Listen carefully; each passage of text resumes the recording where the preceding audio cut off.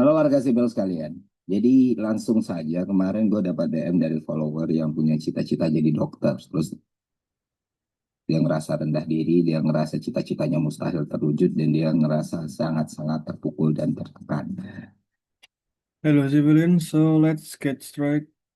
Yesterday, I got a DM from a follower who dreams of becoming a doctor, but this person feels insecure, feels like the dream is impossible, and feels really down and pressured.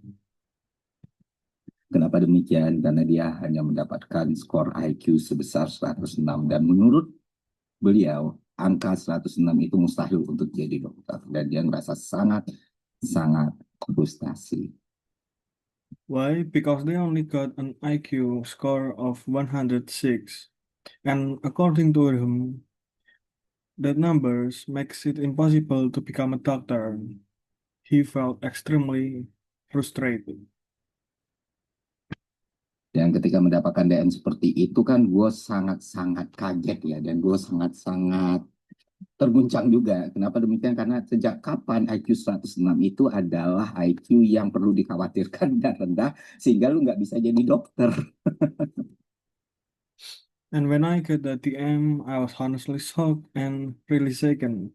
Why, since when is an IQ of 106 something to be worried about? Something so low that you can be a doctor. Ya, saat gue tanya kenapa dia bisa berpikir demikian, karena belakangan di FYP-nya keluar tuh pembahasan soal IQ, dan dia kaget melihat influencer-influencer IQ-nya tinggi-tinggi banget, dan dia baru kali itu dalam hidupnya ngerasa bahwa IQ yang dia miliki itu inferior. Sungguh sebuah pemahaman yang keliru.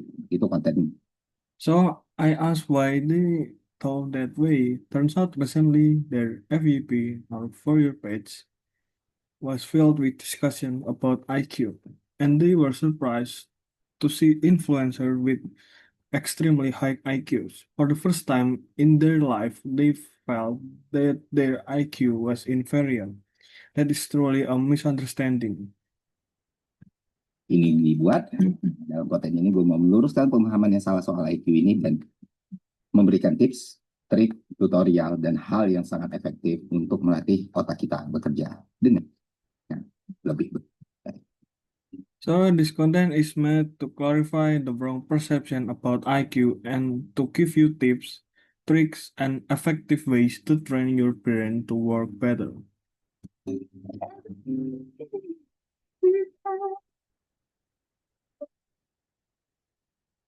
All I ever asked was attention, but you turned and left me helpless. I put my trust and tossed it away like it was nothing. If you're here, you've been invited. You've been specially invited as someone who could possibly change the world. Oke, sebagai pendahuluan, oke lah kita bahas lah gitu. Setelah gue cari tahu, gue riset, oh iya ternyata lagi rame masalah IQ 150, 140, 144 dan lain sebagainya dari influencer besar gitu. Ya Reza Arab ya waktu itu sama Sales dan sebagainya. Now, as an introduction, let's talk about it first. After I did some research, I found out, yeah, it turns out that people are talking a lot about IQs of 150, 140, 144, and so on from big influencers like Eza Arab and the others. Nah, di sini gue nggak akan ngebahas apakah itu benar atau salah ya, karena kita kita kita skeptikal aja gitu. Itu nggak bisa dibuktikan apapun soal kebenaran dan kebohongan, yang nggak bisa. Seyakin-yakinnya lu itu benar ya nggak bisa, seyakin-yakinnya lu bilang itu salah juga nggak bisa, karena tes IQ itu sangat kompleks teman-teman. But here I want to discuss whether that is true or false because we are skeptical people. You can really prove whether it's true or not, no matter how sure you are that it's true, you can, and no matter how sure you are that it's false, you can, because IQ tests are very complex, my friends. Skornya bisa sangat berbeda ketika dilakukan di usia yang berbeda dengan kondisi yang berbeda pula. Jadi untuk membuktikan validitasnya pun, misalnya influencernya lu tarik, lu suruh tes IQ sekarang di umur dia sekian dengan kondisi dia sekian, itu nggak bisa merepresentasi apa yang pernah dia capai sebelumnya. The score can vary greatly depending on age and conditions when you take them. So, to prove its validity, even if you bring the influencer back now to take the test again, the result won't represent what they achieved before. Dan itu tidak menggugurkan nilai kebenaran atau validitas atas sebuah ucapan atau informasi yang disampaikan. Paham nggak? Nggak sampai sini. Nah, That doesn't automatically cancel the truth or validity of what they said either. Understand so far? untuk itu sebenarnya sangat tidak penting dibahas kalau itu IQ benar atau tidak, gitu loh. That's why it's actually pointless to debate whether someone's IQ is real or not. Nggak ada gunanya, teman-teman, berdebat soal ini. Dan kalau lu mau tahu sebenarnya segitu gampangnya teknologi yang ada sekarang ini untuk mengakomodir semua keinginan lu tinggal tanyanya ChatGPT, ciri-ciri orang ber-IQ tinggi itu keluar semua dan lu cocokin kalau itu memang sepenting itu. Nah, sekarang It's useless, guys. And if you are curious with how advanced technology is today, you can just ask ChatGPT what are the signs of high IQ person. You'll get a list and you can compare yourself if that's what you really care about. sekarang yang mau gue luruskan adalah yang kayak gue bilang tadi, 106 itu bukan rendah. Dan kalau lu dapat nggak 140, nggak 150, nggak 120, bukan berarti hidup lu berakhir dan bukan berarti kesempatan nggak diperuntukkan untuk lu.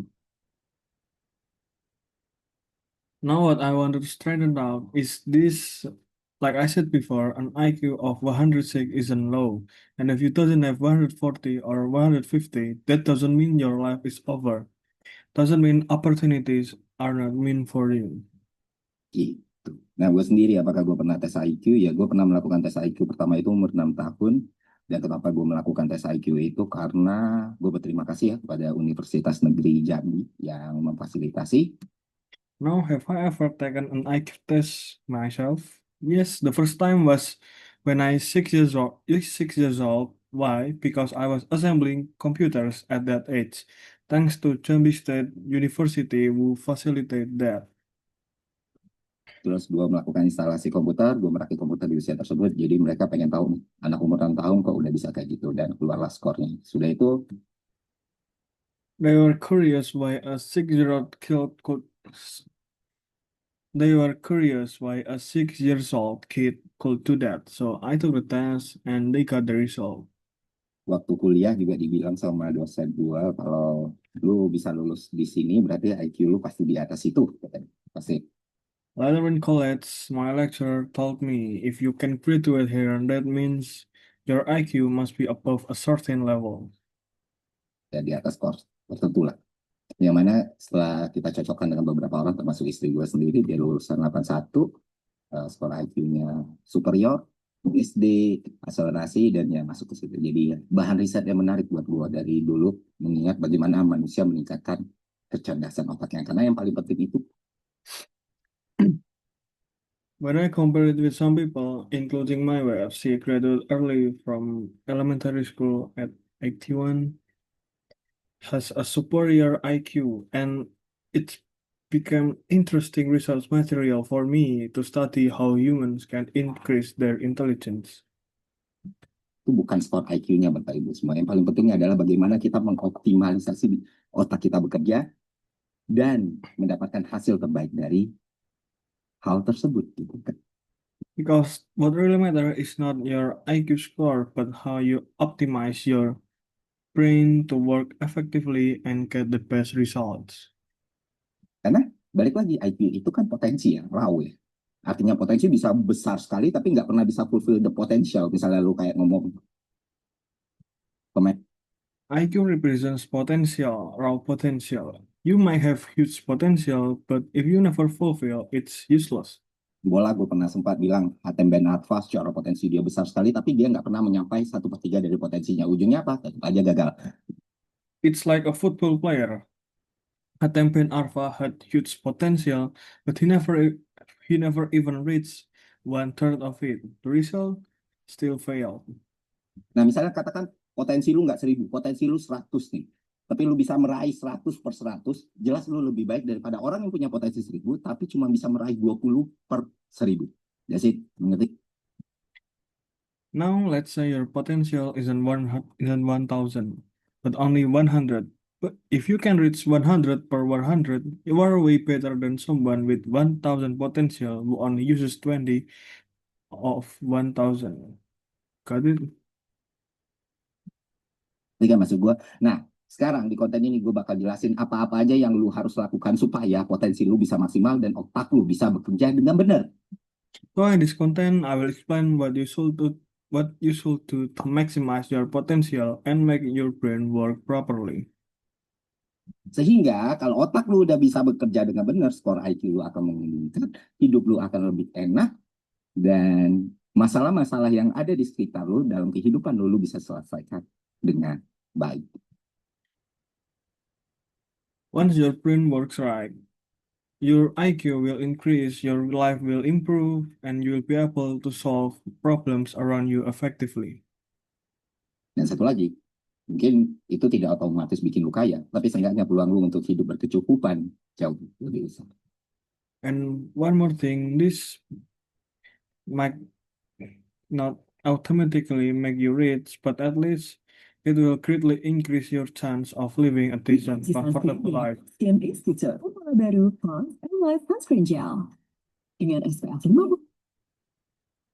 But at least it will greatly increase your chance of living a decent, comfortable life.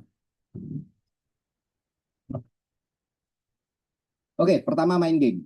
Dan sebagai fundamental yang paling dasar untuk bermain game adalah, gue langsung mention aja, catur. Jadi berapa? Okay, the first one is playing game. One of the most fundamental thing of playing game, chess. Apapun usia lu sekarang, lu coba untuk belajar main catur.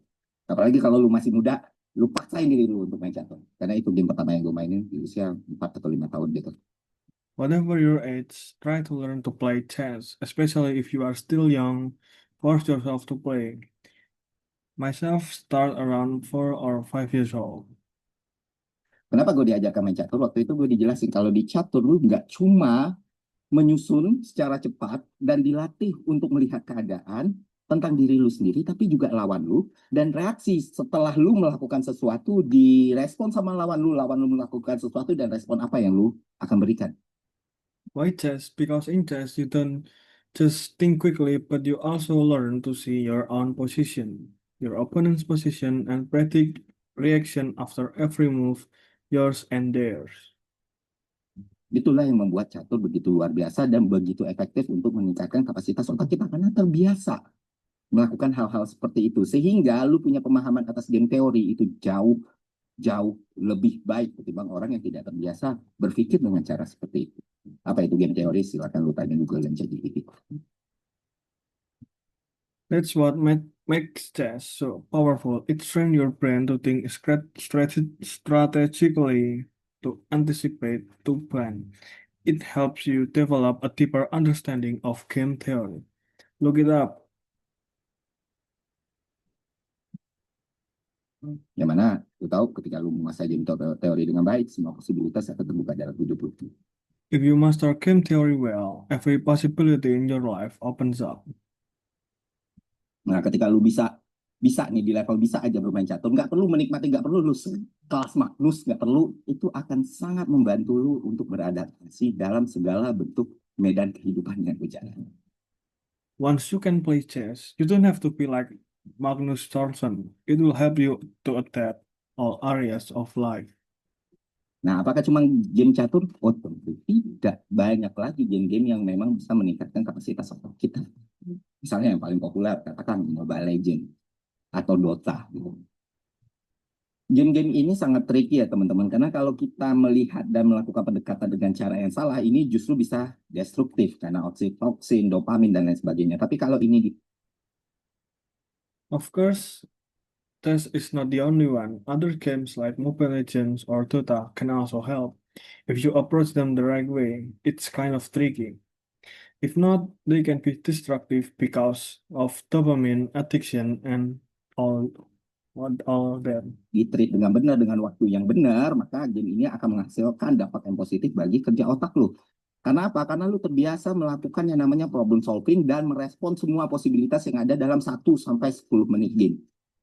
But if done correctly with the right mindset and timing, they can train your brains. It will help you to improve your problem-solving skills and will help you on the decision making. Nah, sederhananya begini. Kalau lu mau Mobile Legends yang lu mainin itu bisa bermanfaat buat kapasitas otak lu, The simple is if you want Mobile Legends to be useful for training your brain, pertama, jangan pernah ngejar ranknya. Atau jangan pernah ngejar cuma pengen menangnya. Tapi biasakan bermain gimana lu bikin gameplay yang mind-blowing, gimana lu bisa nge-kill dengan keadaan tertentu, dan gimana lu bisa bertahan dengan keadaan tertentu. don't just chase for ranks or wins, focus on how to create mind-blowing ways, how to survive impossible situations, and how to make that happen. Pernah ada fase main Mobile Legends, salah satu hero yang gue lakukan riset yang gue ulik beneran itu Sun. I once focused on researching the hero Sun in Mobile Legends. I use it for my research. Yang mana waktu itu nggak meta ya. Dengan It wasn't even a meta at that time. gunakan Sun, gue terbiasa untuk berpikir kayak gimana dengan Sun ini dan posibilitas yang gue hasilkan dari Sun ini, gue bisa mapping, tingkat akurasi gue untuk map awareness itu jauh lebih tinggi, dan gue bisa bertahan dengan baik. Jadi salah satu gameplay yang gue save dan gue record waktu itu adalah dengan gue menggunakan Arrival Sun, gue bisa nyelamatin turret yang tinggal 1 hit. Itu Like when I play and I am trying to adapt with the hero. I learn to how to play the hero correctly. It improving my map awareness, reaction time, and adaptability improve a lot. itu yang akan membantu kapasitas otak lu berkembang dengan metode That will help your brain capacity improve. dan pendekatan game seperti itu. Dan game-game kayak real By using an approach playing a game, it could help you to improve your brain. time strategi, Age of Empire, Civilization, itu juga bisa menghasilkan dampak yang sama positifnya. By playing a strategy game is also good, like Age of Empire, it could help improve. Artinya apa? Artinya setiap hampir semua game punya tuh posibilitas itu. Tapi lu The point is, every game has a possibility to improve your brain. harus ingat tujuan lu main, bukan cuma untuk berekreasi, tapi But you need to remember what is your goal on playing a game. meningkatkan kecerdasan yang ada di kepala lu. Not just for a recreation, but also to improve your brain ability. Dan jangan sampai terobsesi dengan sesuatu. Kalau udah sampai di situ, destruktif. And don't get obsessed with something, because if you reach that point, that is destructive.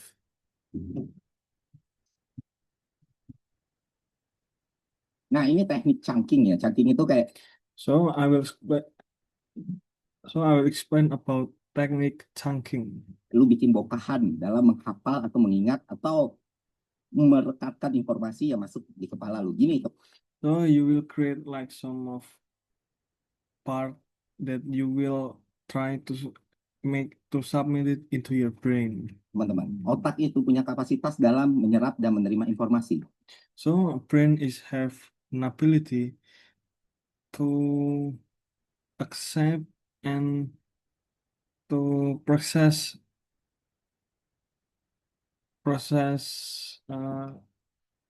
information Dari yang mulai jangka pendek sampai jangka panjang. Ya. from the short range to long range.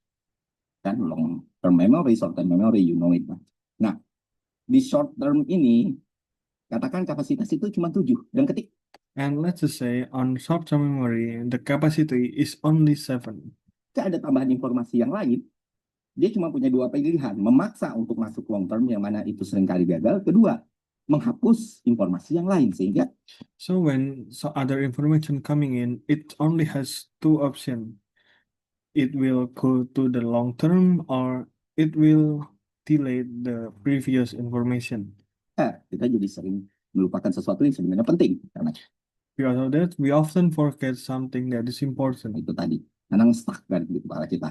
Lalu, because it's stuck on our head. apa yang harus kita lakukan? Yang harus kita lakukan, salah satunya yang paling efektif yang pernah gue lakukan adalah chunking. Jadi So what are we supposed to do? The first thing that I do when I experience this is to do a chunking technique. Kasih knowledge atau semua hal-hal yang bermanfaat untuk kepala kita itu gue bikin bongkahan-bongkahan. So everything that is important, I will make them into a pieces inside of my head. Dan itu gue yakin juga sudah kalian lakukan tanpa sadar. Misalnya, And I believe all of you are doing it without consciously, ngapal nomor handphone, ya kan? like remembering your phone number. Mungkin dalam 12 atau 13 nomor handphone lu bisa hafal. Maybe you will remember like 12 phone number or 13 phone number. Itu akan sangat sulit. Kecuali ada keunikan di dalam kepala lu. It will be hard. It will be hard, except you will have some uniqueness inside your head. Nah, biasanya gimana lu ngapal? Lu pelah. Pecah-pecah jadi 2. So how do you remember? You make one piece into 2. 0, 8, 9, 6, 6, 9. Like 0, 8, 9, 6, 6, 9. Sehingga nomor itu bisa masuk ke kepala lu. Dan So by doing that, the number can goes into your head. ketika informasi itu dibikin bigger lagi, dibikin lebih besar lagi, wah. When in that information is getting bigger, you make it more bigger. Misalnya lu belajar ekonomi, untuk hafal dan benar-benar akurat soal subbabnya gitu, antara permintaan penawaran, teori kepuasan konsumen. So when you learning economy, you're remembering like soal subbabnya gitu, antara permintaan penawaran, teori kepuasan konsumen, like learning subject like offering acceptance, teori produksi, protection theory, GDP, pertumbuhan ekonomi, inflasi, pengangguran. GDP, improving economy. Itu kan scattered. Tapi ketika lu kelompokkan jadi mikro, makro, pengantar, sejarah, filsafat.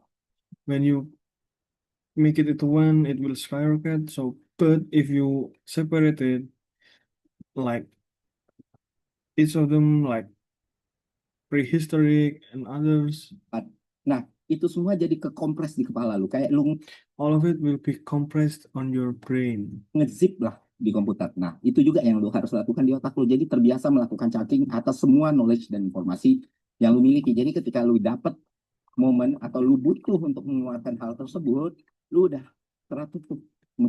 So it's like when you make a zip file in computer, so you will 100% remember it on your brain, so you will fully understand about it.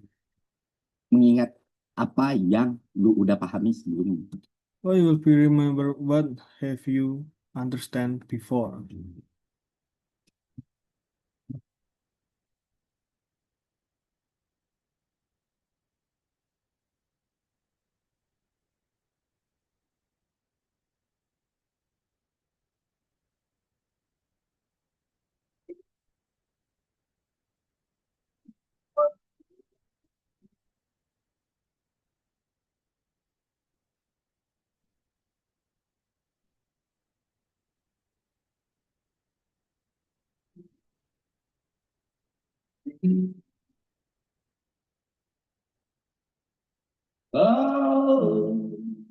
Selanjutnya belajar musik, The next one is learning music, khususnya alat musik atau instrumen musik. Jadi especially musical instrument.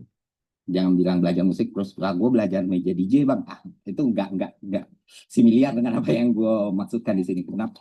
I learn a music. It's a music DJ, but it's not similar with what I meant. Karena itu 2 konteks yang berbeda. Why? Because it's a 2 different contexts. Kalau lu belajar alat musik kayak gitar, harmonika, piano, drum, otak lu tuh bekerja secara komprehensif gitu. When you are learning about harmonica, drum, guitar, your brain is work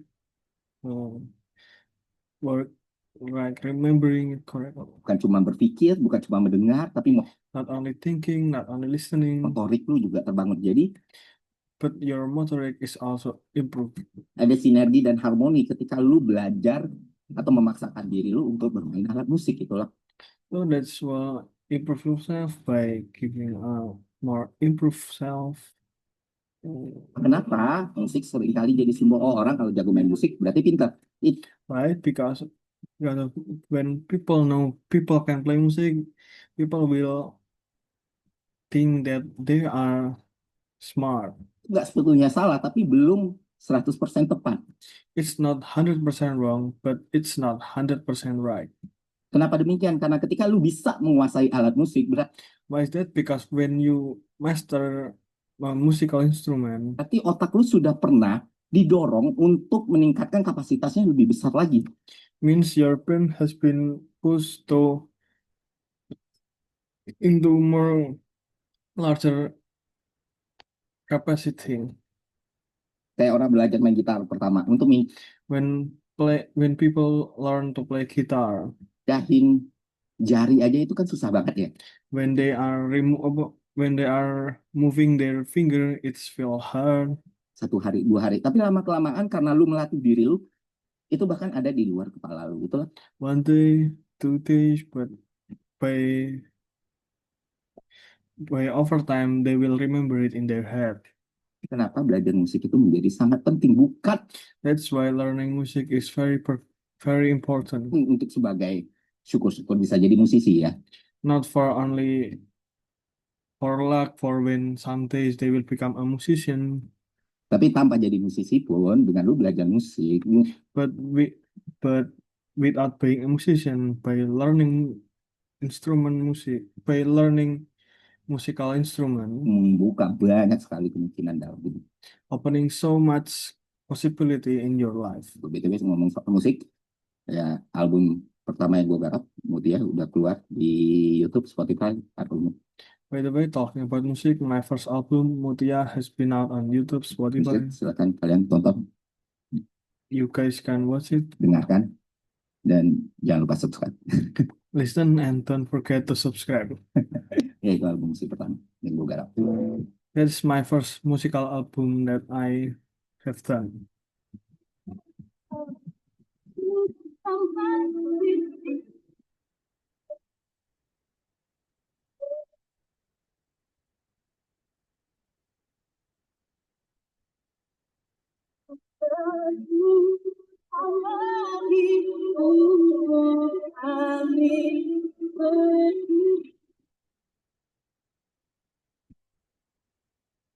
Awal dengan orang pintar. Nah ini juga sangat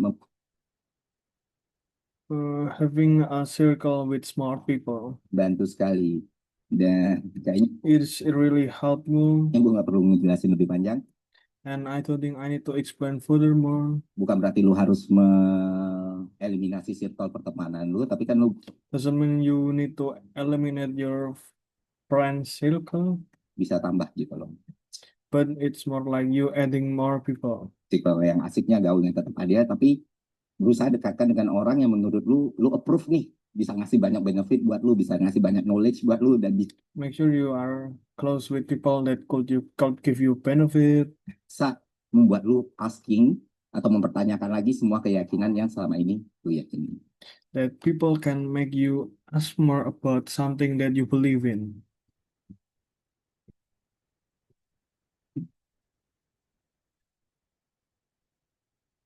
Nah, terakhir ini yang sangat-sangat esensial dan seringkali gua gunakan belakangan ini.